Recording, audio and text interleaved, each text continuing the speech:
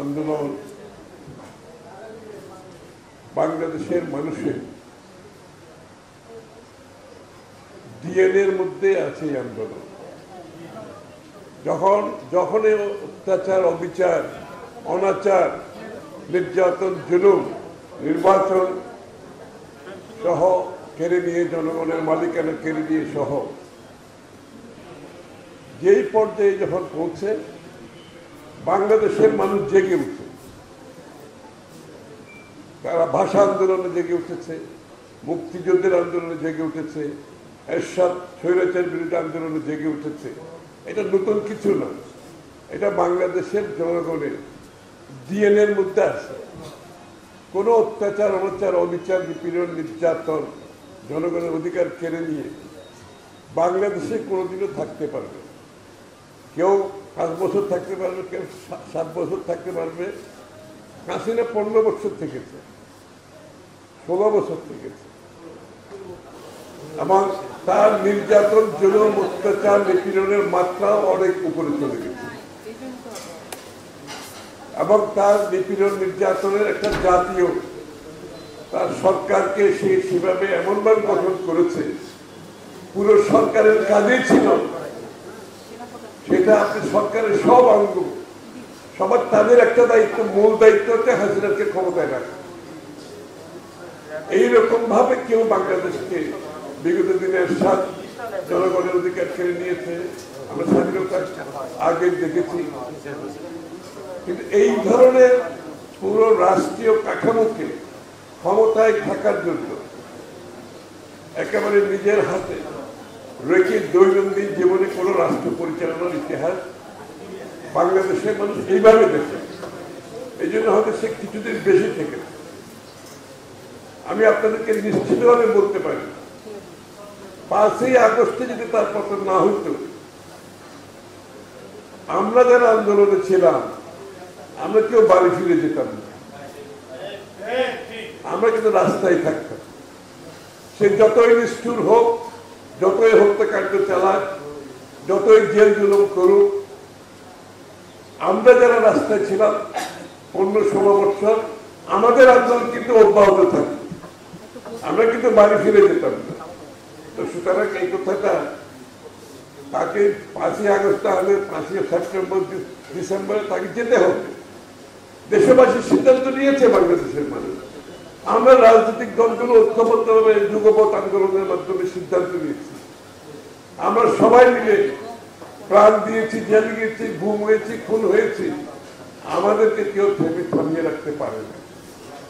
সুতরাং হাসিনা যাওয়া ছাড়া তার কোনো গতি ছিল না। আগে কোনো হইতে পারে, তার যাওয়া যেতেই হতো তাকে, কারণ মানুষ মানসিকভাবে প্রস্তুত ছিল, প্রেক্ষাপটের জন্য অপেক্ষা করছিল, সে কাজটা হয়েছে। সুতরাং আন্দোলনকে নিয়ে আমাদের মধ্যে বিভাজন, এই বিপ্লবকে নিয়ে আমাদের মধ্যে বিভাজন হবে সবচেয়ে দুঃখজনক। পুরো জাতি ঐক্যবদ্ধভাবে এই আন্দোলনে ছিল, যার যার অবস্থান থেকে সবাই কাজ করেছে। এই আন্দোলন হাইজ্যাক করার কোন সুযোগ নেই। ওই শেখ হাসিনা যেভাবে মুক্তিযুদ্ধকে হাইজ্যাক করে নিয়ে গেছে, যুদ্ধ করেছে বাংলাদেশের মানুষ, প্রাণ দিয়েছে বাংলাদেশের মানুষ, আমাদের মহিলারা ধর্ষণের শিকার হয়েছে, কিন্তু ক্রেডিট হচ্ছে, সব পাওয়া হচ্ছে শেখ হাসিনা তার পরিবার। এটা আমরা বাংলাদেশে পুনরাবৃত্তি করতে দিতে পারি না। সবার প্রতি সম্মান রেখে, সকলের অবদানকে স্বীকার করে এই আন্দোলনের সাথে যারা জড়িত ছিল, আমরা সকলের প্রতি সেই সম্মান দেখাতে হবে, একটা বিষয়। আর দ্বিতীয় বিষয় হচ্ছে আন্দোলনটা কেন, আন্দোলনের মূলটা কোথায় ছিল একটু বিশ্লেষণ করা দরকার। স্বাধীনতা যুদ্ধ মূল উদ্দেশ্য ছিল গণতন্ত্রে ফিরে পাওয়া। বাংলাদেশের জনগণ একটি গণতান্ত্রিক প্রক্রিয়ায় একটি দলকে নির্বাচিত করেছিল, আওয়ামী লীগকে নির্বাচিত করেছিল। পশ্চিমারা সেটা কেড়ে নিয়ে, সেই গণতান্ত্রিক অধিকার কেড়ে নিয়ে তারা বাংলাদেশকে শাসন করতে চেয়েছিল।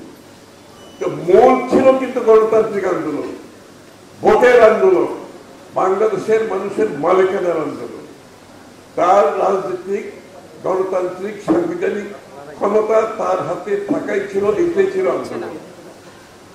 এরশাদ বিরোধী আন্দোলনে কি অবস্থা? গণতন্ত্রের জন্য আন্দোলন। মানুষ তখনও ভোট দিতে পারেনি, আপনাদের মনে আছে এরশাদের ভোটের কথা। একই অবস্থা, ওই শুরু ওই গণতন্ত্র মালিকানা ফিরে পাওয়ার আন্দোলন। এই আন্দোলনও কিন্তু চলতেছিল মালিকানা ফিরে পাওয়ার আন্দোলন, তার রাজনৈতিক গণতান্ত্রিক সাংবিধানিক অধিকার ফিরে পাওয়ার আন্দোলন। বহু মানুষ ত্যাগ স্বীকার করেছে এবং সবচেয়ে বেশি ত্যাগ স্বীকার করেছে দেশনেত্রী বেগম খালেদা জিয়া। ওনাকে গ্রেফতার করার পরে বাংলাদেশের সাধারণ মানুষের মনে যে ক্ষোভ সৃষ্টি হয়েছে, কারণ ওনাকে গ্রেফতার করার উদ্দেশ্য তার কিছু না, একটাই ছিল যে ওনাকে জেলে রেখে নির্বাচন করা তাদের জন্য অনেক সহজ হয়ে যাবে। ভোট দখল করা, নির্বাচনী প্রক্রিয়াকে চুরি করা, বেগম খালেদা জিয়াকে বাইরে রেখে তাদের জন্য কঠিন হয়ে যাচ্ছে, কারণ আন্দোলন সেই দিকে যাচ্ছে। ওনাকে জেলে নিয়ে ৬-৭ বছর জেলে রেখে শেখ হাসিনা অব্যাহতভাবে চালিয়েছে। তো সুতরাং সারা দেশের মানুষের আমরা এই জায়গাটাতে কোনো বিভাজন সৃষ্টি করতে চাই না। যেহেতু বিএনপির বেশি লোক মারা গেছে, বেগম খালেদা জিয়া জেল খেটেছে, অসুস্থ হয়ে মৃত্যুমুখী হয়েছে, তারেক রহমানকে মিথ্যা মামলার যে দেশ থেকে আসতে দেওয়া হয়নি, এবং বিএনপির নেতাকর্মী সর্বস্তরে আমাদের যারা সহযোগী যুগপৎ আন্দোলনে, তাদের যদি আপনি সংখ্যা আপনি দেখতে চান সবচেয়ে বেশি, কিন্তু তাই বলে কি আমি আন্দোলনের কৃতিত্ব আমি কি দাবি করতে পারবো? বিএনপি কি দাবি করেছে আন্দোলনের কৃতিত্ব? বিএনপি কি বলছে? আমরা যুগপৎ আন্দোলনে যারা ছিলাম তারা আমরা কি বলছি? বাংলাদেশের মানুষের আন্দোলন। এই কৃতিত্ব নিয়ে আমাদের মধ্যে যদি বিভাজন সৃষ্টি করে কেউ, আমার মনে হয় এইটা এই ঐক্যের যে বিষয়টা আমরা বারবার বলছি, সেই ঐক্যটা কিন্তু থাকে। ঐক্য বলতে কি বোঝায়? ঐক্য হচ্ছে আমাদের কিছু কিছু ইস্যুতে জাতীয় ঐক্যবদ্ধ থাকতে হবে। ১ নম্বর ইস্যু হচ্ছে শেখ হাসিনা এবং আওয়ামী লীগ ফ্যাসিস্ট দলকে বাংলাদেশের রাজনীতিতে কোনো জায়গা দেওয়া যাবে, ১ নম্বর ঐক্য। দ্বিতীয় ঐক্য হচ্ছে বাংলাদেশের গণতান্ত্রিক অর্ডার ফিরিয়ে আনতে, বাংলাদেশের মানুষের মালিকানা ফিরিয়ে দেওয়ার জন্য যে আন্দোলন হয়েছে সেটাকে সফল করতে হলে আগামীতে আপনাকে বাংলাদেশে একটি নির্বাচিত সংসদ সরকার আসতে হবে জনগণের ভোটের মাধ্যমে, মালিকের ভোটের মাধ্যমে, যেই সরকার জনগণের কাছে দায়বদ্ধ থাকবে, জবাবদিহি থাকবে। এখন সমস্যাটা কি হচ্ছে? এখন তো একটা সরকার তো আছে, জনগণও আছে, কিন্তু সরকার আর জনগণের মাঝখানে যে সেতু, সেই সেতু নাই। এই জন্য গণতন্ত্রের দরকার। এই সেতু নাই বলে আজকে কেউ কাজ করছে না, পুলিশ কাজ করতেছে না, সরকারি কর্মকর্তারা কাজ করতেছে না, আপনার দেশের অর্থনৈতিক বিনিয়োগ নিম্নগামী, কেউ বিনিয়োগ করছে না। মানে সার্বিকভাবে যে একটা নির্বাচিত সরকারের মধ্যে মানুষ যে তার সিদ্ধান্ত নিতে পারে, অর্থাৎ স্বল্প মেয়াদী, মধ্যমেয়াদী, দীর্ঘমেয়াদী, এই সিদ্ধান্তগুলো সব স্থগিত হয়ে বসে আছে। বাংলাদেশের কেউ বিনিয়োগ করছে না। আমাদের দেশের বিনিয়োগকারীরা বসে আছে, আগামী দিনের নির্বাচিত সরকার আসবে তখন তারা সিদ্ধান্ত নেবে। সরকারি কর্মকর্তারা আগামী নির্বাচনের পর কি হবে তাদের মধ্যে একটা কাজ করে হৃদয়ের মধ্যে, সুতরাং তারা অপেক্ষা করছে, তারা কিন্তু কোনো কাজে হাত দিচ্ছে না। পুলিশ তার ভূমিকা পালন করতে পারছে না, আইন শৃঙ্খলা বাহিনী, কারণ ওই যে সেতুটা আছে, সেতু হচ্ছে কারা? আপনাদের নির্বাচিত যারা সংসদ সদস্য, নির্বাচিত প্রতিনিধি, তারাই হচ্ছে সেতু। এখন মানুষের জায়গার কোনো জায়গায় যাওয়া নেই।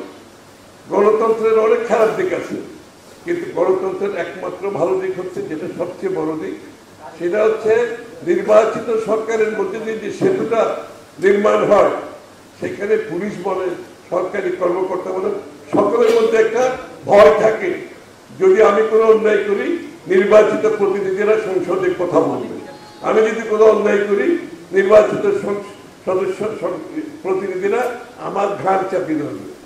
আপনারা দেখেছেন, হ্যাঁ, এর মধ্যে অনেক সংসদ সদস্য দুর্নীতিবাজ আছে, এটাও ঠিক, এটা হবে, কিন্তু এটা যদি আপনাকে সংশোধন করতে হয়, আপনাকে নির্বাচনী প্রক্রিয়া, গণতান্ত্রিক প্রক্রিয়া অব্যাহত রাখতে হবে।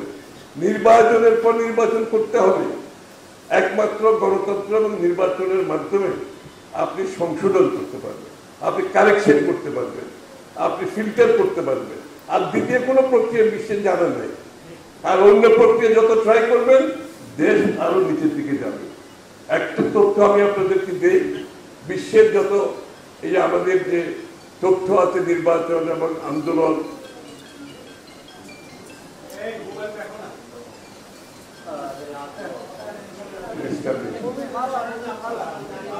আপনার বিশ্ব যে সমস্ত দেশে, আপনারা কি ওদিকে যান? অসুবিধা হচ্ছে বক্তব্যের মাঝখানে। আমরা যদি বিশ্বের যে তথ্যগুলো একটু বিশ্লেষণ করি, যতগুলো দেশের বিপ্লবের মাধ্যমে পরিবর্তন হয়েছে, যে দেশগুলো যত তাড়াতাড়ি গণতান্ত্রিক অর্ডারে ফিরে যেতে পেরেছে সেই দেশগুলো ভালোভাবে চলছে, গণতন্ত্র চলছে।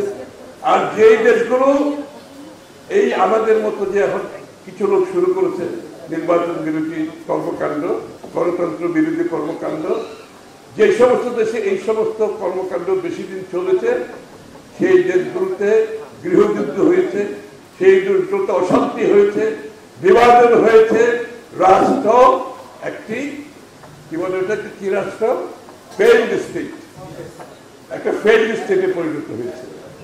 এই যে আপনি খালি বিশ্বের আপনি দেখবেন এই বিপ্লবের সাথে জড়িত যেই দেশগুলো যত দ্রুত গণতন্ত্র ফিরে যেতে পেরেছে সেই দেশগুলো ভালো করছে, গণতান্ত্রিক ভাবে ভালো করছে, অর্থনৈতিক ভাবে ভালো করছে, সামাজিক ভাবে ভালো করছে। আর যেই দেশগুলো এই গরিমসির মাধ্যমে বিলম্বিত করেছে সেই দেশগুলোতে গৃহযুদ্ধ চলছে, বিভাজন চলছে, সমাজে বিভাজন, রাষ্ট্রীয় বিভাজন, সেই দেশগুলো আর এগোতে পারে না। অর্থাৎ বিপ্লব ফেল করেছে। আমরা কি বিপ্লব ফেল করতে চাই? না চাইলে তো আপনি যাদের জন্য যুদ্ধ করলাম, যাদের মালিকেরা নিয়ে এতদিন কথা বললাম, তাদের মালিকেরা দিতে এত কষ্টের কি আছে? আমি আগে একটা কথা বলেছি, যারা নির্বাচনকে ভয় পান তো তারা রাজনৈতিক দল করার কোনো দরকার নেই, আসলে কোনো দরকার করবে। আপনি প্রশাসন হিসেবে কাজ করেন, আপনি এনজিও হিসেবেও কাজ করতে পারেন। আপনাকে রাজনৈতিক দল বলবেন, আবার নির্বাচনে যাবেন না, জনগণের ভোটাধিকারকে আপনি বাধাগ্রস্ত করবেন, গণতান্ত্রিক প্রক্রিয়াকে আপনি বাধাগ্রস্ত করবেন, এটা তো গ্রহণযোগ্য হতে পারে না। এটা যত তাড়াতাড়ি অনুধাবন করবো আমরা সবাই, বাংলাদেশ সামনের দিকে এগিয়ে যাবে। আর যদি এটাকে বিলম্বিত করে ওই জায়গায় নিয়ে যায়, যে সমস্ত দেশে আমি বলেছি গৃহযুদ্ধ হয়েছে, সমাজে বিভাজন হয়েছে, অর্থনৈতিক ভেঙে পড়েছে, ব্যর্থ রাষ্ট্রে পরিণত হয়েছে, সেদিকে তো আমরা যেতে চাচ্ছি না। সেখান থেকে তো মুক্তির জন্য আমাদের এই আন্দোলন, এত ত্যাগ, এত মানুষের জীবন দিয়েছি আমরা সবাই। এতদিন আমরা জেল খেটেছি, বারবার জেলে গেছি, কি জন্য? বিভক্তি সৃষ্টি করার জন্য। কে বলবে? সুতরাং 2-3টে জায়গায় আমাদের জাতীয় ঐক্যমত থাকবে, আবার অনেক জায়গায় ঐক্যমত হবে না। আমরা তো বিভিন্ন দল এখানে, আমাদের সকলের দর্শন তো একটা, সকলের চিন্তা ভাবনা তো এক হতে পারে না, উদ্দেশ্য তো এক হতে পারে না। এই জন্য তো আলাদা আলাদা দল হয়েছে। তো যখন অনেকে ঐক্যের কথা বলে, তারা এটা ভাবে না যে জাতীয় স্বার্থে যে কোনো বিষয়ে আমাদের ঐক্য থাকতে হবে। কিন্তু বিভিন্ন দলের দর্শন, ভাবনা, চিন্তা, নির্বাচনকে নিয়ে দেশ কিভাবে চলবে, অধিকার কিভাবে, তাদের থাকবে এইটা। এই বিভেদ না থাকলে তো রাজনীতি হবে না, গণতন্ত্র হবে না। বাংলাদেশের মানুষের তো একটা চয়েস থাকতে হবে। আমরা তো এখানে একদলীয় শাসন বাকশাল করতে বসিনি, আবার আগের মতো শেখ হাসিনার বাপের মতো আমরা তো বাকশাল করতে যাচ্ছি। আমরা সকলকে, সকলের অধিকার, কথা বলার, রাজনীতি করার অধিকার দিয়েই তো গণতন্ত্র করতে চাচ্ছি। এই যে আমরা এখানে বিভিন্ন দলে বসে আসছি, এটা তো একটা গণতান্ত্রিক উত্তরণ, একটা ভালো দিক। এবং আমরা এই জন্য বারবার বলছি, রাজনৈতিক সংস্কৃতি পরিবর্তন না করলে শত সংস্কার দিয়ে আপনার কোনো লাভ হবে। আমরা একে অপরের প্রতি সহনশীল থাকতে হবে। আরেকজনের বক্তব্য আমার পছন্দ না হলেও আমি দ্বিমত পোষণ করে তাকে সম্মান জানাতে হবে তো আমাকে, তাই না? এই কালচারটা আসতে হবে, নাহলে গণতন্ত্র কাজ করবে না। এই যে সাংঘর্ষিক রাজনীতি থেকে বেরিয়ে এসে সহনশীল রাজনীতিতে যেতে হবে, একে অপরের প্রতি শ্রদ্ধাবোধ থাকতে হবে। দ্বিমত তো থাকবেই, দ্বিমত থাকা মানে কোনো নামে শত্রু হতে পারে। কাউকে ভাবি না। আমি মনে করি রাজনৈতিক ভিন্নতা থাকে, এই কালচার আমাদের আনতে হবে বাংলাদেশে। আমি নিশ্চিত আমাদের পক্ষ থেকে আমি একটা কথা আমরা সবসময় প্রত্যেক দিন বলি, মানুষগুলো দেখে শুনতে শুনতে আমার খুব বিরক্তি হয়ে যাচ্ছে, যে শেখ হাসিনা পালিয়ে যাওয়ার পরে বাংলাদেশের মানুষের মনোজগতে যে পরিবর্তন হয়েছে, যারা বাংলাদেশের মানুষের আকাঙ্ক্ষা বুঝতে পারছে না, আগামী দিনে তাদের যে ভাবনা চিন্তা করতে পারছে না, সেই সমস্ত দলের কোনো রাজনৈতিক ভবিষ্যৎ নাই, সেই সমস্ত ব্যক্তিরও কোনো রাজনৈতিক ভবিষ্যৎ নাই। মানুষ যে তাদের মনোজগতের পরিবর্তন ধারণ করতে হবে, তো আমাদেরকে ধারণ করে পরিবর্তন করতে হবে। সেই পরিবর্তন আনতে হবে জনগণকে সাথে নিয়ে। আমরা 10 জন লোক ঢাকা শহরে বসে একটা টেবিলে বসে বাংলাদেশের আগামী বাংলাদেশের সিদ্ধান্ত দেওয়ার মালিক আমরা তো না, আমাদেরকে কিছু দায়িত্ব দেয়। আমাকে জনগণের মাধ্যমে, গণতন্ত্রের মাধ্যমে, তাদের সম্মতির মাধ্যমে পরিবর্তন আনতে হবে, তাহলে সেটা ট্যাক্সই হবে। আর আমরা 5 জন মিলে ঢাকা শহরে আমি মনে করতেছি এগুলো পরিবর্তন দরকার, এগুলো না হলে বাংলাদেশ ধ্বংস হয়ে যাবে। কারণ তো আবার অগণতান্ত্রিক আচরণের একটা লক্ষণ দেখতে পাচ্ছি। আপনি গণতন্ত্রের কথা বলছেন, বলে আমারটা না হলে তো আমি মানব না, কি গণতান্ত্রিক হতে পারে? তাহলে যতটুকু আমরা ঐক্যমত হবো ততটুকু হবো, আর যেটা হবো না আমরা জনগণের কাছে যাবো। আমাদের প্রত্যেক দলের অধিকার আছে, তাদের ম্যান্ডেট জনগণ থেকে নিয়ে আসবে, এটাই তো গণতন্ত্র। কিন্তু আমার কথা না শুনলে, আমি যেটা চাচ্ছি এটা না শুনলে, তাহলে কিন্তু আমরা মানব না, নির্বাচন করবো না, নির্বাচনে যাবো না। অগণতান্ত্রিক আচরণ, আমি রিপিট করতেছি, অগণতান্ত্রিক আচরণ। গণতন্ত্রের কথা বলে গণতন্ত্রকে ধ্বংস করা, এটাকে ভালো প্রক্রিয়া।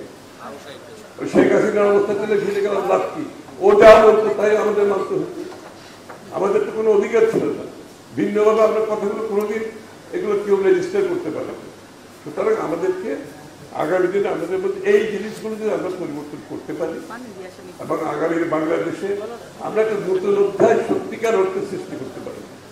এইবার যদি আমরা করতে না পারি, এই পরিবর্তনের মাধ্যমে দেশের মানুষের ভাগ্য উন্নয়ন করতে না পারি, তাহলে বাংলাদেশ, যে কথাটা একটু আগে বললাম, আমাদের কারণে, আমাদের দ্বিধাদ্বন্দ্বের কারণে খুব একটা খারাপ দিকে যাবে, কারোর জন্য ভালো হবে। সবাইকে ধন্যবাদ।